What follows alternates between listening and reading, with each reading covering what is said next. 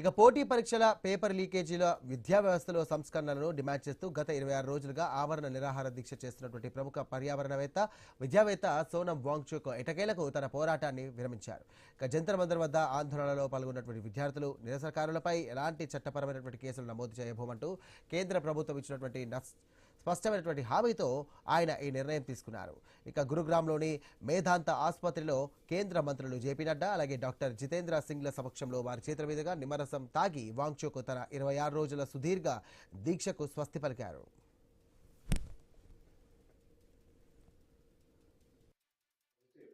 On not registering cases against those protesting peacefully at Jantar Mantar in Delhi and those participating in the march to the Parliament on July 20, 2026. The government has already assured threadbare discussions to find solutions to paper leaks and educational reforms for exams in the Parliament. Besides, the government is also positively considering suitable compensation. ఇక దేశంలో తలెత్తే తీవ్ర పరిణామాలు హింసాత్మక ఘటనలను అరికట్టేందుకు సుదీర్ఘ చర్చల అనంతరం తాను దీక్ష విరమించానన్ను ఇక ఏ షరతులకు ప్రభుత్వం ఒప్పుకుందో త్వరలోనే వివరణాత్మక వీడియో ద్వారా తెలియజేస్తానంటూ కూడా వాంగ్చుక్ సోషల్ మీడియా వేదికగా వెల్లడించారు. ఇక జూలై 20న పార్లమెంట్ మార్చిలో జంతర్ మంతర్ వద్ద ప్రశాంతంగా నిరసన చేస్తున్నటువంటి వారిపై ఇక ఎలాంటి కేసులు పెట్టబోమంటూ కేంద్ర మంత్రి జేపీ నడ్డా అధికారికంగా ప్రకటించారు.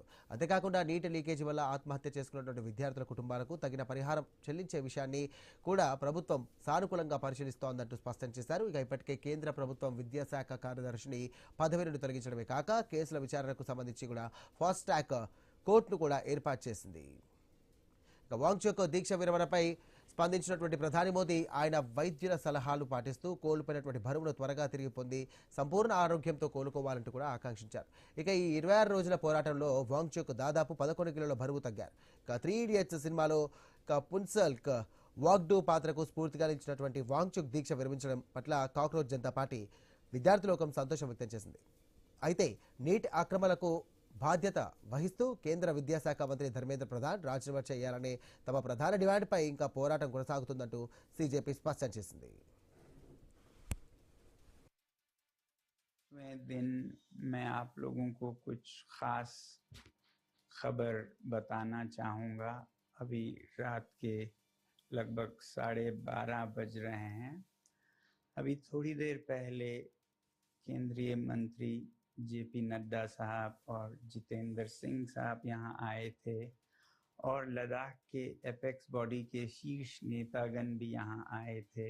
और उससे पहले आप लोगों को मालूम है विभिन्न राजनीतिक दलों के लगभग 65 सांसदों ने आकर और हस्ताक्षर देकर हमसे अनशन तोड़ने के लिए कहा और वो संसद में इस मुद्दे पर नीट पेपर्स और परीक्षाओं की प्रणाली पर चर्चा करेंगे ये आश्वासन दिया।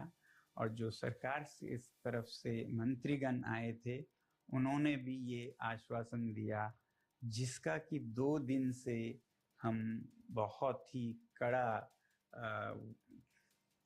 क्या कहेंगे एक तरह का बार्गेन चल रहा था कि मुझे आश्वासन चाहिए और लिखित में चाहिए, और इसमें 2 दिन लगे और मुझे इसलिए अनशन पर 2 दिन और बैठना पड़ा और ज़्यादा भी बैठ जाता तो आखिर में आज उन्होंने